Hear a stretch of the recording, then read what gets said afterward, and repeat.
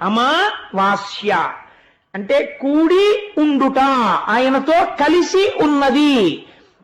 అంటే ఇప్పుడు పైన ఉన్నటువంటి అజ్ఞానమంతా కూడా నశించినది సత్యభామ యొక్క అనుగ్రహము చేత, ఆ భూదేవి యొక్క అనుగ్రహము చేత, ఆ బ్రహ్మ సంపద యొక్క అనుగ్రహము చేత, బ్రహ్మ జ్ఞాన సంపద యొక్క అనుగ్రహము చేత.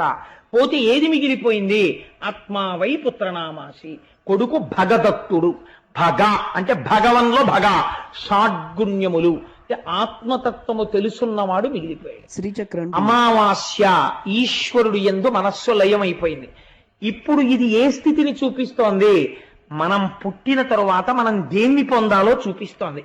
మనం పుట్టి ప్రాగ్జ్యోతిషంలో ఉండవలసిన వాళ్ళ మహిష్మతిలో పడిపోయి చతుర్దశిని పెళ్లి చేసుకుని ఊళ్ళో అన్ని తీసుకొచ్చి ఇంట్లో పెట్టి అన్ని నావి నావి నావి అని బతుకుతూ త్వష్ట ప్రజాపతి కూతుర్ని తెచ్చుకుని మాయలో పడి కొట్టుకుంటుంటే అమావాస్య నాడు భూదేవి సత్యభామగా వచ్చి మననైనా చిట్ట చివరికి ఎవరు కలుపుకోవాలి? భూదేవి కలుపుకోవాలి.